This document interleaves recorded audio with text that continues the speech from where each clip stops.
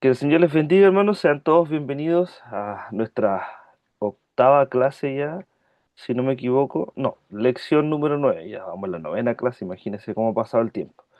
Dios es bueno, ¿cierto? Y hoy día nos reunimos una vez más para estar compartiendo nuestro discipulado, ¿cierto? De la primera epístola, primera carta del apóstol Juan. Hoy ya en el capítulo número 4, avanzando de a poquito, y hoy día vamos a hablar con respecto eh, a lo que Juan menciona o hace hincapié con respecto a probar lo que es de Dios y lo que no es de Dios, ¿cierto? A discernir, que es una palabra que a veces la utilizamos, la escuchamos muy a menudo, pero desconocemos su significado. Entonces, es bueno meditar en esta palabra, entenderla a la luz de lo que Juan nos está transmitiendo con respecto al discernimiento, ¿ya? Les voy a pedir que me acompañen, ¿cierto?, al capítulo número 4 de la primera carta de Juan, ¿cierto? Y vamos a leer desde el versículo 1 al versículo 6 con la ayuda del Señor. Vamos a dar lectura para tener más o menos un contexto de lo que Juan está hablando a la iglesia y obviamente después ya vamos a ir desglosando de a poquito, ¿cierto?, lo que Dios vaya dándonos por su gracia. Bien, primera de Juan, capítulo 4, versos 1 al 6. Le damos lectura en el nombre de nuestro Señor Jesucristo. Dice así la palabra del Señor. Amados, dice Juan, no creáis a todo espíritu, sino probad los espíritus si son de Dios. ¿Por qué? Juan dice, porque muchos falsos profetas han salido por el mundo. Versículo 2. En esto conoced el Espíritu de Dios. Todo espíritu que confiesa que Jesucristo ha venido en carne es de Dios. Y todo espíritu que no confiesa que Jesucristo ha venido en carne no es de Dios.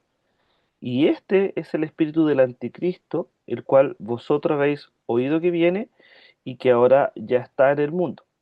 Versículo 4.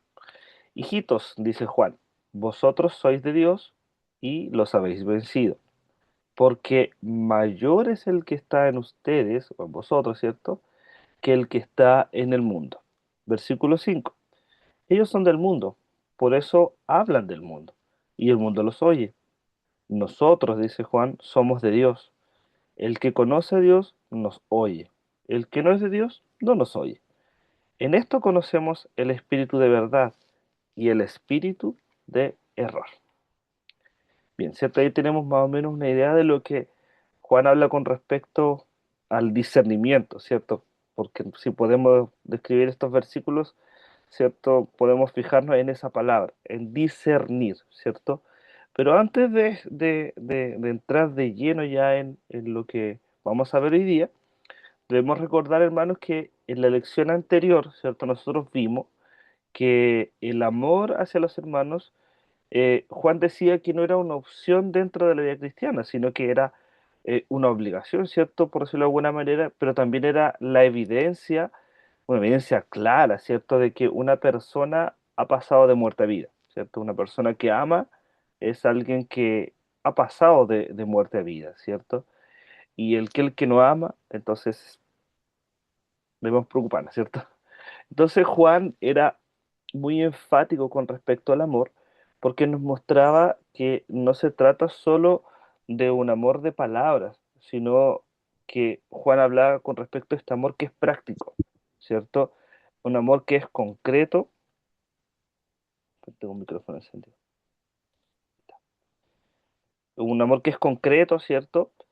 Y que se manifiesta no solo en palabras, porque esta carta de Juan nos partió hablando en el primer capítulo que el evangelio que nosotros vemos aquí, o lo que Dios nos revela a través de su palabra, no es un evangelio solo declarativo, ¿cierto? No es solamente un evangelio teórico, sino que esta carta nos está desafiando mucho a vivir en la práctica lo que profesamos con la boca. Y precisamente con este amor es que Juan nos dice que el amor que nosotros vivimos debe ser un amor práctico, que se manifieste a través de las acciones, ¿cierto? Pero Juan nos colocó la vara muy alto, ¿se acuerdan la clase pasada? Porque nos señalaba el modelo de Cristo y la forma de amar de Cristo a comparación del amor que nosotros creemos, ni se compara, ¿cierto? Porque Cristo dio su vida por amor a sus escogidos, ¿cierto? Entonces, quien entregó su vida por nosotros fue Jesús. Y ese es como el modelo el que nosotros debemos mirar siempre. Esa es la forma correcta de amar a las personas, dándolo todo, incluso hasta nuestra vida, si fuese posible, ¿cierto? Pero bueno, de esta manera es que Juan nos mostraba la relación con Dios y de cómo un creyente que dice amar y conocer a Dios debe relacionarse con sus pares, ¿cierto? De un amor expresado en, en la máxima expresión, ¿cierto? Por decirlo de alguna manera, ¿cierto? Entonces, la relación con Dios no es solamente una relación de palabras, ¿cierto? Sino que es una relación que se evidencia necesariamente en la forma en cómo nos relacionamos con los demás, ¿cierto? Porque si decimos que amamos a Dios, pero si vemos a nuestro hermano que está pasando alguna necesidad, y aún nosotros teniendo, no somos capaces de ayudar a nuestros hermanos, entonces ¿de qué amor estamos hablando? Y no estoy hablando de nuestros hermanos solamente de la gente que es cristiana, sino que nuestro prójimo es todo aquel que nos rodea, hermano, ¿cierto? Inclusive a aquellos que nos desean el mal, porque estamos enviados a amar al prójimo como a nosotros mismos.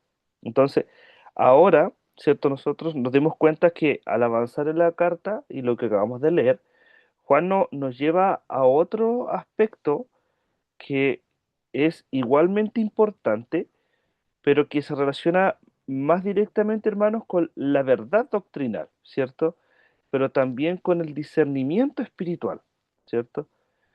Y cuando digo discernimiento espiritual, no me malentienda, no le estoy diciendo que este discernimiento espiritual es andar viendo demonios en todos lados, andar viendo espíritus en todos lados, andar viendo aquí figuras y cosas así. No. El discernimiento espiritual, como lo vamos a ver en lo que Juan nos ha mostrado, va más allá, hermano. ¿Ya? Se discierne a través del conocimiento de la escritura. ¿Ya? Pero después lo vamos a explicar.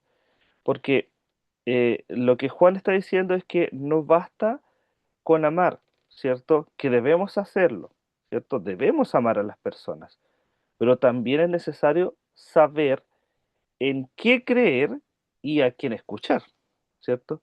Porque una cosa es amar a las personas, pero no todas las personas nos van a edificar, hermano, ¿cierto? A veces, como yo le decía en la clase pasada, a veces las personas no van a hacer, no van a devolver, ¿cierto? Lo que nosotros entregamos, porque nos vamos a llevar decepciones, nos van a maltratar, pero tenemos que vivir y pasar por lo que nuestro maestro nos enseña y por lo que la escritura nos reveló, ¿cierto?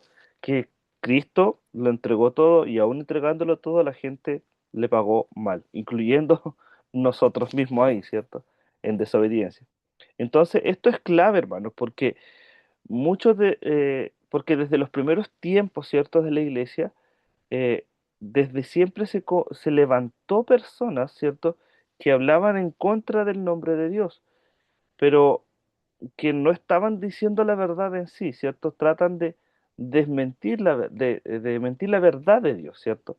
Entonces, esto es un peligro que es real, hermano, tanto como en el primer siglo como en los tiempos que nosotros vivimos hoy, porque usted tiene que tener algo claro con respecto a lo que acabamos de leer en el capítulo 4 de Juan, ¿cierto?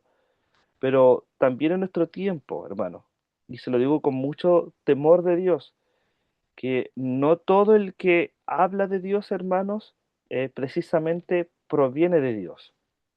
Y es por eso que Juan en estos versículos que acabamos de leer nos va a introducir a esta necesidad, hermanos. Es necesario hacerlo. ¿Qué cosa dirá usted, hermano Camilo? Bueno, es necesario probar todo, hermano, de examinar todo, de discernir de lo que es verdadero y lo que no es de lo que no lo es. Es necesario que usemos un colador siempre que alguien se presente delante de nosotros hablando de Dios, porque quizás puede hablar muy bonito, ¿cierto? Como lo puedo estar haciendo yo aquí, pero también debemos examinar sus frutos, su vida, la de su familia, la de su relación con sus pares. Entonces, no es solamente que la gente hable de Dios, sino que debe vivir de lo que habla, ¿cierto? Debe ser consecuente entre la teoría con la práctica. Pero bien, el texto que nosotros dimos lectura comienza diciendo en el versículo 1 lo siguiente, Juan. Juan dice, amados, no creáis a todo espíritu, ¿cierto? Sino probad los espíritus si son de Dios. ¿Por qué? Juan dice, porque muchos profetas, muchos falsos profetas han salido por el mundo. Y aquí Juan, hermanos, da una instrucción que es clara, ¿cierto? Juan, como siempre, tiene este estilo que es muy pastoral, pero que es muy directo. Juan no anda con términos medios. Juan es claro y nos da esta instrucción, dice, no debemos creer a todo espíritu. La hace bien cortita, ¿cierto? Y yo quiero hacer un paréntesis aquí muy, muy cortito. Esta palabra espíritu, ¿cierto? Si usted se da cuenta, la escritura está con minúscula, ¿cierto? Pero va a encontrar de repente en la escritura que ese espíritu sale con la primera E en mayúscula, ¿cierto? Pero la palabra espíritu que aparece ahí, ¿cierto? En minúscula, se refiere a este espíritu humano, ¿cierto? El ser humano, ¿cierto? O este ser espiritual creado, ¿ya? Y la palabra espíritu, cuando aparece con mayúscula, se refiere o hace mención al Espíritu Santo o cuando Dios mismo está obrando en su pueblo. ¿Ya? Ese es el Espíritu Santo. Pero cuando aparece en minúscula habla de espíritus, ¿ya? Del espíritu de la persona, de los espíritus celestiales, por ejemplo, etcétera. Entonces, ese es mi paréntesis. Es decir, hermano, nosotros no debemos aceptar automáticamente todo mensaje que sea, entre comillas, espiritual, ¿cierto? O toda enseñanza que se presenta como de parte de Dios, ¿cierto? No debemos aceptarlo todo, debemos colar todo, hermano, ¿cierto? Y esto es importante porque en el texto en que Juan escribe, hermanos, en el contexto que Juan escribe, acuérdese que no existía aún el canon completo de la escritura como lo tenemos nosotros. Por lo que, hermanos, muchas personas en aquel tiempo afirmaban hablar por medio del Espíritu Santo, ¿cierto? Pero resulta que no hablaban nada por el medio del Espíritu Santo, sino que querían hacerle ver esto a la gente para sacar provecho del Evangelio.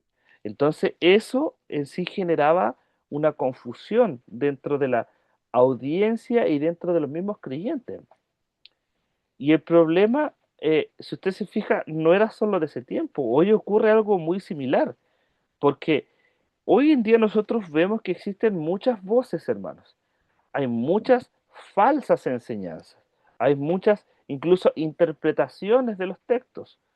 Pero no todos provienen de Dios, hermano. Tenga cuidado. Hoy día hay mucha gente que utiliza el nombre de Dios, toma el nombre de Dios, pero para lucrar muchas veces con el Evangelio, para sacar provecho de la gente, para sacar, por decirlo de alguna manera, la lana de las ovejas solamente y, y no hablar con fidelidad de la palabra del Señor, ¿cierto? Siendo fiel primeramente al texto, pero también siendo fiel a lo que viven en su vida personal, hermano, porque hay mucha gente que hoy día se para a enseñar delante de las personas y en sus vidas diarias, hermano, dejan mucho que desear. Entonces, debemos de tener cuidado con las personas que, que prestamos atención y que prestamos oído. Entonces, eh, la instrucción de Juan sigue siendo vigente hoy día, ¿cierto? Necesitamos probar, examinar y discernir todo espíritu, ¿cierto? Y aquí me refiero al espíritu de las personas, ¿cierto? Con el espíritu que hablan a la gente. ¿Cuál es el deseo con el que hablan a la gente? Entonces, Juan, después de decirnos que tenemos que pesar todo espíritu, que tenemos que examinar todo y que tenemos que discernir todo, Juan da la instrucción de cómo usar o de cómo eh, aplicar este discernimiento, ¿cierto? Vamos al versículo 2. Mire, Juan dice, en esto ustedes conocen el Espíritu de Dios. ¿cierto? Juan dice, todo espíritu que confiesa que Jesucristo ha venido en carne, este espíritu, dice Juan, es de Dios, ¿cierto? Entonces vemos acá que Juan vuelve al punto central. ¿Cuál es nuestro punto central? Cristo, ¿cierto? Porque todo debe pasar por Cristo. La prueba, hermano, no es algo secundario, ¿cierto? Porque no se basa en las emociones de la gente, ni en las experiencias de la gente, sino en la correcta confesión de quién es Jesús. Eso es lo que Juan está diciendo. No basta con que la gente se emocione desde los púlpitos, desde que cuente sus experiencias, no, solo Cristo, hermano.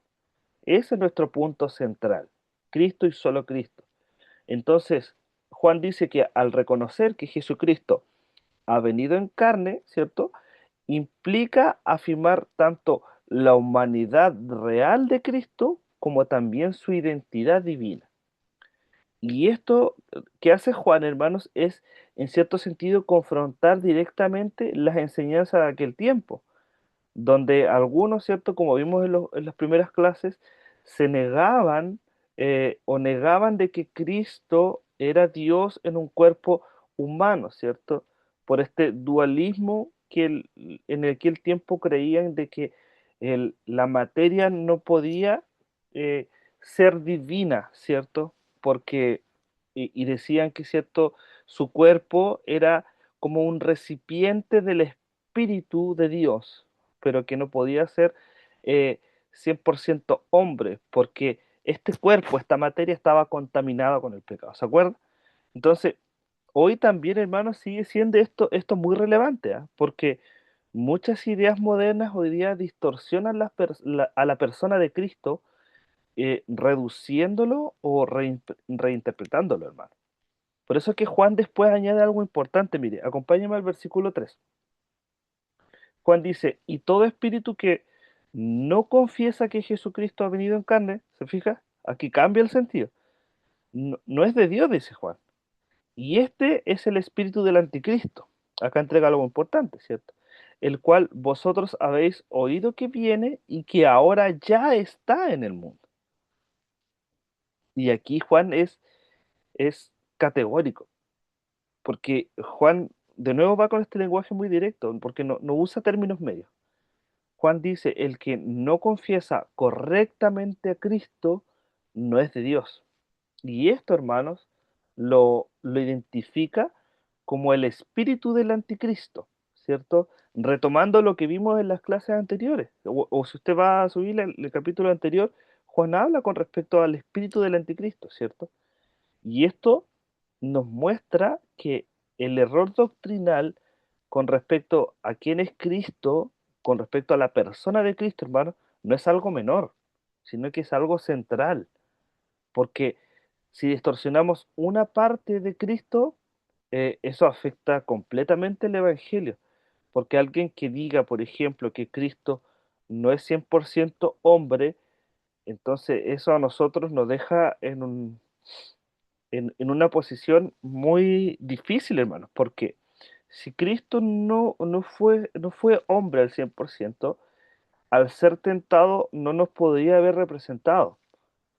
Acuérdese que la Escritura dice que Él fue tentado en todo, por eso Él se compadece de nosotros.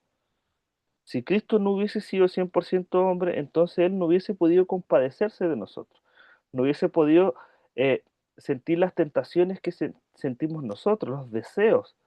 ¿Se fija? Por eso Jesús fue tentado en todo y no pecó. Por eso Él nos representa delante del Padre, porque Él es puro, sin mancha y sin error. ¿Se fija? Entonces, si nosotros decimos que Cristo es un 60, 70% hombre, no, es 100% hombre, porque Él fue tentado en todo. Por eso no puede afectar una parte de Cristo. Cristo nos representa y nos justifica completamente, hermano. Es nuestro redentor, Él es nuestro pago perfecto, ¿se fija? Por eso no podemos distorsionar una parte de la humanidad de Cristo, porque si eso falla, entonces no es un buen representante delante de Dios, porque no podría representar nuestros deseos como hombre, ¿se fija? Pero bien, luego Juan, hermanos, trae una palabra de seguridad para los creyentes. Mire lo que dice el versículo 4. Hijitos, dice Juan, vosotros, ustedes, ¿cierto? Son de Dios y habéis vencido ¿a quiénes? Al mundo, a los que no son de Dios, ¿cierto? ¿Por qué? Porque mayor es el que está en ustedes que el que está en el mundo. Entonces aquí Juan nos recuerda, ¿cierto? Que el creyente no es alguien indefenso, ¿cierto? No es alguien que sea fácil de convencer por estos que niegan la naturaleza de Cristo, ¿cierto? Porque Juan dice que aunque hay falsos maestros y que hay engaño, hermanos, con el cual nosotros debemos convivir, ¿cierto? Están estas falsas enseñanzas. El creyente, hermano, tiene el Espíritu de Dios en su vida, ¿cierto? Y lo cual, ¿cierto? Permite al creyente discernir, pero también resistir al error, porque el Espíritu Santo nos guía a toda verdad y a toda justicia, hermano. Porque la victoria, hermanos, del creyente no depende de nuestras capacidades humanas, o como dice Pablo en 1 Corintios, ¿cierto? No depende de la sabiduría humana, sino de la presencia de Dios en el creyente. No es cuánto sabemos, sino que es cuánto sabemos con el Espíritu Santo, ¿cierto? Porque el Espíritu Santo es quien discierne nuestros pensamientos, pero a la vez el Espíritu Santo es quien guía nuestros pensamientos, moldea nuestros pensamientos a la verdad del Evangelio. Entonces, cuando alguien nos venga a hablar, por ejemplo, voy a darle solo un ejemplo, cuando alguien diga, tal día viene el Señor, a tal hora, en tal año y en tal mes. Hay gente que cree esto, ¿cierto? Pero ¿qué dice la Escritura? Entonces el Espíritu Santo va a decir, no, te va a llevar, te va a recordar el Espíritu Santo. No, porque el Señor mismo dijo, ni siquiera los ángeles en los cielos saben el día, ¿cierto? Solo mi Padre que está en los cielos. Entonces, eso es el Espíritu Santo, pero también debemos meditar en la Escritura. Es teoría y práctica, se fija. Entonces, Juan después explica por qué estos falsos maestros en sí tienen aceptación en el mundo. Mire, versículo 5 del capítulo 4 dice, ellos, dice Juan, estos falsos profetas son del mundo, ¿cierto? Por eso hablan del mundo y el mundo los oye. Aquí Juan, ¿cierto?, nos muestra que hay una afinidad entre el mensaje falso y el sistema del mundo. ¿Por qué? Porque esto pasa también hoy día, hermanos, que la iglesia ha secularizado eh, sus doctrinas, sus enseñanzas, sus mensajes, y ha tomado un poquito de allá, un poquito de acá, y eso lo ha metido al Evangelio. Porque como hay gente que le gusta esto y hay gente que le gusta esto otro, entonces para que esa gente venga y podamos, no sé, tener la iglesia más grande, quizás podamos recibir diezmos más grandes, quizás podamos recibir ofrendas más grandes, entonces ya para que estos vengan vamos a transformar un poquito el Evangelio para que si el mundo le guste esta cosa. Pero no vivan de arrepentimiento, sino que vivan de remordimiento. Entonces, en vez de llevarlos al arrepentimiento a la gente, más bien disfrazan el Evangelio para que la gente se sienta cómoda dentro de la iglesia, no dejando de pecar, no arrepintiéndose, ni habiendo cambios ni transformaciones. ¿Se fija? Transformando y va a sonar fuerte lo que digo, pero prostituyendo el Evangelio en cierto sentido, ¿cierto? Entonces aquí Juan nos muestra que hay esta afinidad, po, ¿cierto? Porque las personas escuchan aquello que está en línea con los propios deseos de ellos po, y con sus pensamientos, porque lo del mundo también nos seduce y nuestro corazón, ¿cierto? Que desea esas cosas y que anhela constantemente esas cosas, somos fáciles de cautivarnos, por cierto. Por eso hay iglesias que se venden por estos pensamientos, cambian y transforman la verdad del Evangelio por lo del mundo. Por eso, hermanos, el error muchas veces tiene esta aceptación dentro de la iglesia, porque la gente, como dice en la escritura también, que en los últimos tiempos la gente tendrá mucho comezón de oír. ¿Por qué? Porque se amontonarán, ¿cierto? En las iglesias, se amontonarán en algunos lugares buscando lo que a ellos le acomode y no la verdad del Evangelio. Si hoy día se fija, hermano, usted, y si es consciente, hoy día las iglesias que más gente tienen son las iglesias donde no se predica el evangelio, hermano. No todas, ¿cierto? Pero hoy, si usted ve a la luz del evangelio, hermano, la gente, las iglesias que predican la verdad del evangelio no tienen mucha gente. ¿Por qué? Porque la gente no quiere ser confrontada hoy día con la verdad. Los creyentes hoy día no quieren dejar de pecar. Los creyentes hoy día no quieren cambiar, porque se ofenden rápido, se van de la iglesia porque no les gusta la verdad. Y no me refiero a ese tipo de evangelio que es prácticamente pegarles con la Biblia en la cabeza. No, sino que a veces la gente cuando se incomoda con la verdad del evangelio, en vez de decir, sí, Señor, acepto tu verdad, más bien se excusa y se va. Y eso es algo que yo veo mucho en mi iglesia también, que lo he visto, hermano, y que lo he visto con la experiencia, con los años, dentro de los cuales yo en un tiempo también era, porque no me gustaba, viví mucho tiempo en la teoría y no en la práctica, hasta que el Señor por misericordia me confrontó y empezó a cambiar mi vida, hermano. Pero fue porque entendí esa verdad y que el Espíritu Santo me fue guiando. Pero hay gente que simplemente se resiste y se va, hermano, se excusa.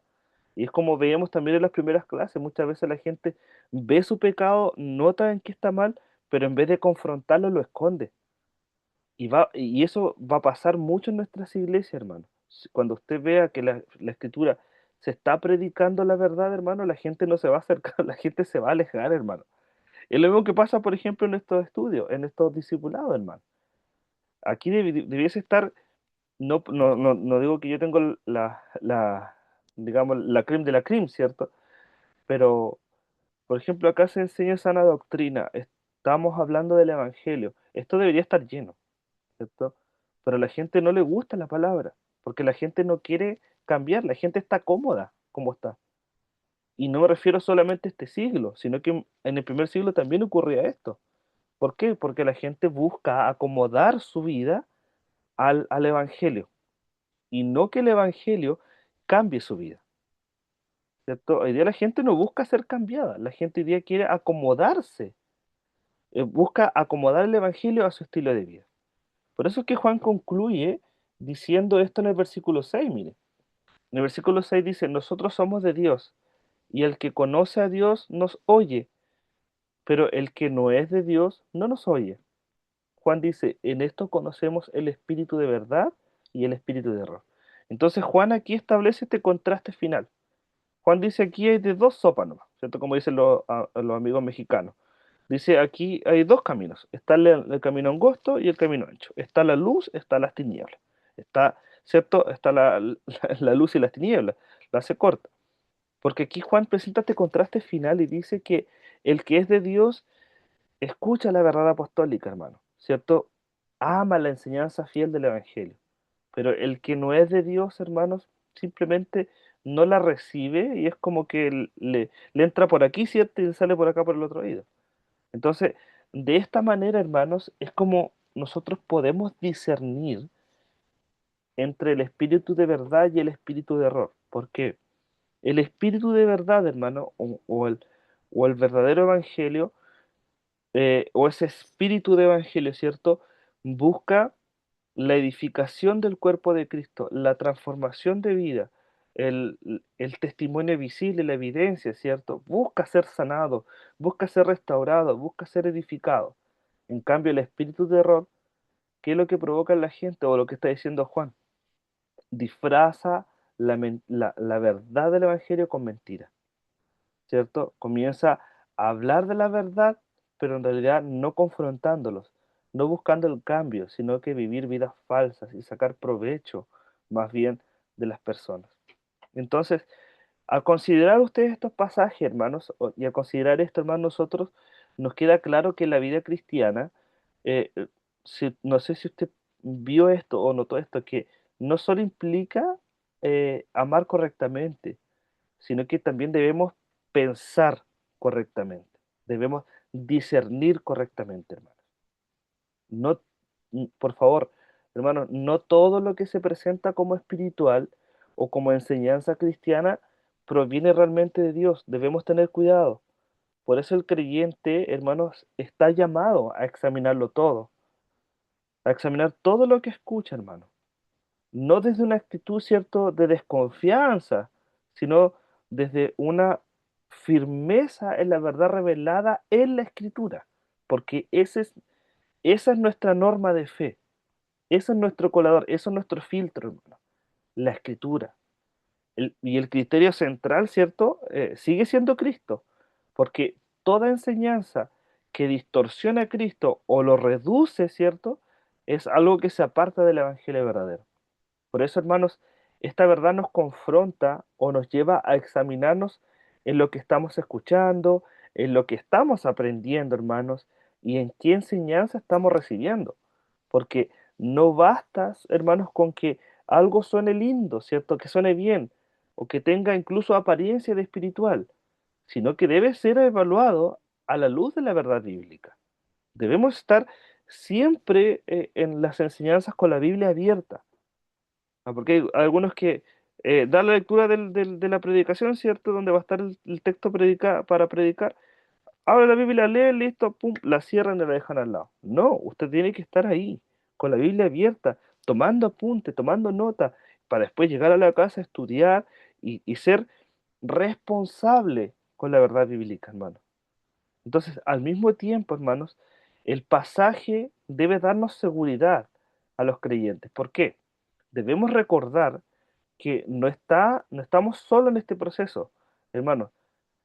Todo mensaje que usted filtre, que usted vaya colando, eh, debe dejar que el Espíritu Santo habite en él, ¿cierto? Que haga cavidad en su vida, hermano. Que la verdad de Dios comience a ser responsable en usted, con madurez. ¿Por qué? Porque el Espíritu que habita en usted, hermano, es mayor que cualquier influencia externa. Entonces, cuando usted traten de venderle algo que no es bueno, el Espíritu Santo es quien va a permitir que usted se mantenga firme en la verdad.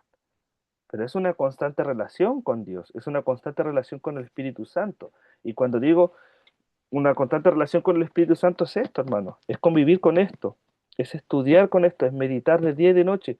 Como dice la Escritura a Josué, le decía, medita en ella de día y de noche, átala en tu cuello. Entonces, no es una verdad cualquiera, es la verdad del Evangelio, hermano. Por eso, al cerrar esta lección, hermanos, nos damos cuenta que Juan no solo nos está advirtiendo del peligro de las falsas enseñanzas, sino que también entrega herramientas claras para discernir la verdad. ¿Cuál es la herramienta más práctica que nosotros tenemos y más segura? El punto central sigue siendo el mismo, la persona de Cristo, hermano. Cristo es nuestro punto central y nuestra herramienta más clara para discernir las cosas, porque es de Él, hermanos, donde se define si la enseñanza proviene o no de Dios. ¿Y cómo se define eso? ¿O qué quiero decir con esto, hermano? Si Cristo no está en el centro de la predicación, entonces es el hombre quien quiere ser exaltado. Si Cristo no está en el centro de la predicación, hermanos, entonces hay búsqueda de algo que no va de acuerdo a la Escritura. ¿Se fija? En la predicación del Evangelio, en la predicación de la verdad, hermanos, siempre se busca exaltar a Cristo, ¿cierto? Glorificando al Padre, ¿cierto? El Padre revelando al Hijo, mostrando al Hijo, ¿cierto? Devolviéndonos a Cristo. Y Cristo llevándonos al Espíritu Santo, pero el Espíritu Santo llevándonos a Cristo. Y así, dando la vuelta, ¿cierto? Un mensaje que no nos lleve a confrontarnos con la verdad de Dios en su santidad, en su justicia, en su rectitud, y que no nos lleve a compararnos con Cristo como nuestra norma, y que no nos lleve al arrepentimiento a través del Espíritu Santo, entonces no es un mensaje sano. Debemos de tener cuidado y discernir todos los mensajes, hermanos.